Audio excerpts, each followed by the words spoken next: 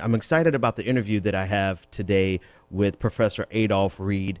We're going to discuss his article that he wrote and he released, I believe it was last Thursday, actually, about why we should vote for the lying neoliberal because it's important. And so he's going to be joining us in about 30 seconds, about 60 seconds. Professor Reed is a professor of political science at the University of Pennsylvania, specializing in race and American politics. He has progressive credentials that go further than probably anyone else that I've ever brought on the show combined. So his credentials, his writings, his articles, his books, they all speak for themselves. And when you hear them, you'll know exactly what I'm talking about.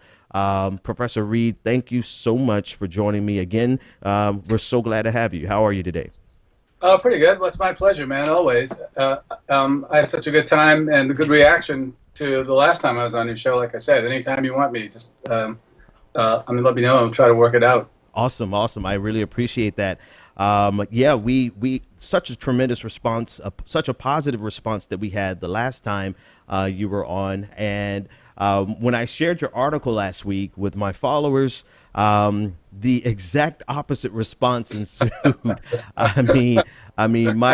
I don't think I've gotten. I probably lost a couple of hundred followers for sharing that article, which is Sorry totally. about that. Oh no, please don't. I feel good about it. Like sometimes you got to shake the tree, So I'm perfectly okay with that because above anything else, we should be able to listen to an opinion and to the reason and the argument, whether we agree with it or not. So let's unpack the article. And I want to start out of left field because as I read your article, I came across a line that I will never forget.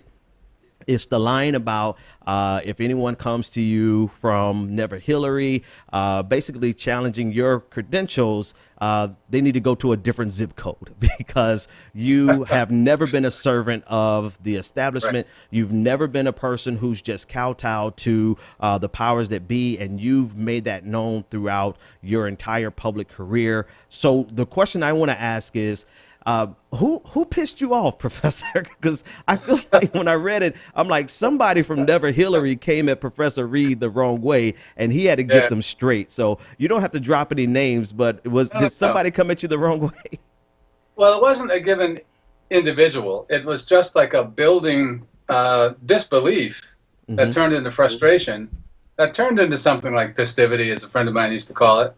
Because I just couldn't believe it. And I mean, look, I'll be honest. Like I've never been one for seeing voting as the end all and be all of political action. I mean, I think it's first of all the most passive form of political action that there is.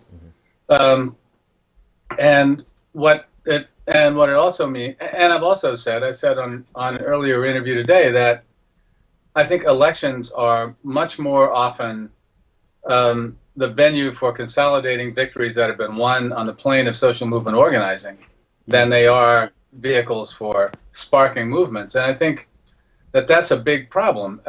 And I think I was on a panel with Jill Stein actually almost exactly a year ago because it was a 10th anniversary event, commemorating Katrina on a panel in New Orleans, Hmm. and I was kind of startled that she basically said this that the Greens have the program, and that's all you need to have. And I said, well, but you need to have more than a program. There are a lot of people out there with good programs, right? Hmm. And she responded to me kind of waspishly and said, well, no, the program is all you need. If it's good and coherent, you put it out there. And that's an approach to politics that I think in my more empathetic moments is naive. That's just not how things work. Hmm.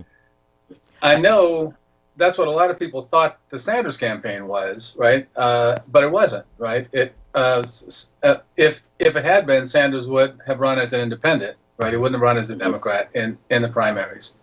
He depended on institutional support and connections that he's built up over decades in the Congress and in Vermont.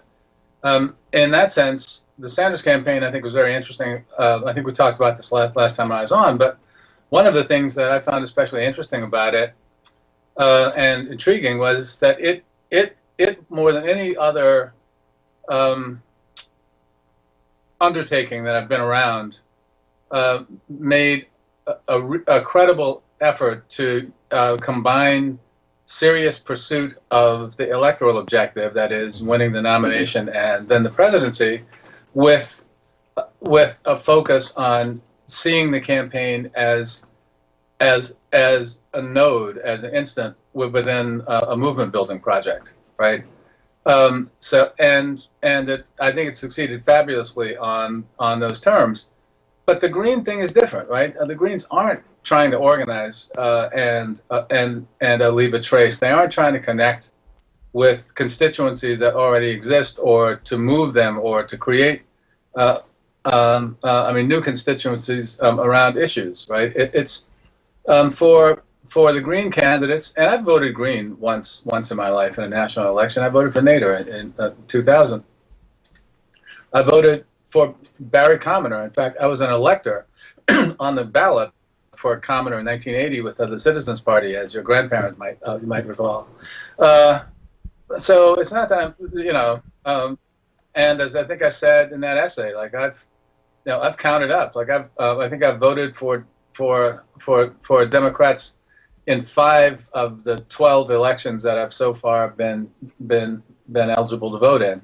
Mm-hmm. And this will be the 6th out of 13, right? So I have either not voted or voted for third-party candidates more often than I voted for the Democrat. So it's not that, I think that this is something that we have to do. I don't think I don't think how you vote is a matter of principle. As I said in the essay too, I think how one votes has to be governed by a realistic assessment of the stakes of each given election.